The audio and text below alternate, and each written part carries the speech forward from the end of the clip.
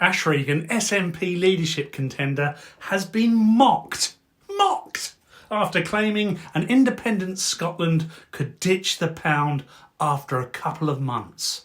Ash Regan also insisted a devolved parliament, as in now, without independence, could pave the way for a new currency by setting up an independent digital bank. Oh, beautiful. Critics panned the proposal as astonishing and bonkers. I'd go a little further and say it's fucking hilarious. It's the sort of policy you see written on a toilet wall in shit. Providing answers on currency has been one of the key challenges for supporters of independence, particularly during the 2014 referendum. Do you remember that? The referendum they had in 2014. SNP policy is to retain sterling for a number of years before moving to a new currency, presumably the euro. Although when asked if it would be the euro, an SNP spokesman finished their tenets and shouted "Freedom!" before showing their sporran to a class of infant school children for educational purposes.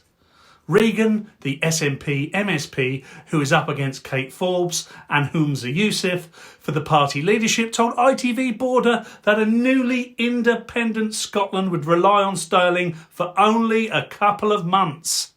She said, "I think Scotland cannot be credible independently if we're at the mercy of another country's currency, and we're not able to control that. So I think we need to be moving to our own currency as soon as it's practical."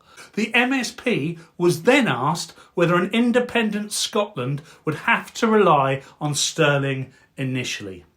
She replied, "Well, we would, but only for a couple of months." She expanded. In conversation with Tim Rideout, we'll get to him in a minute, "That's what he set out to me.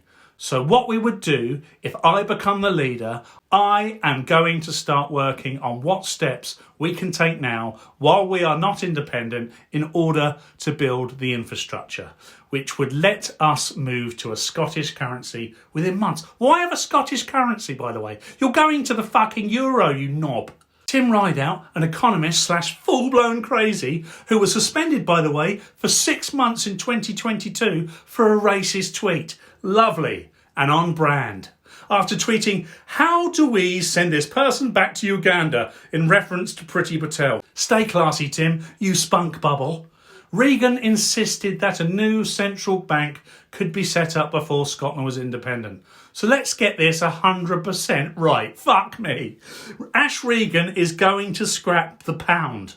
The pound. Taking all Scots' personal wealth and in the same move create a digital centralised Scottish currency owned and controlled by the SNP. The same SNP who has an actual law to prevent you, the Scots, from having the wrong type of conversations in your own home. Jeezy peeps, man.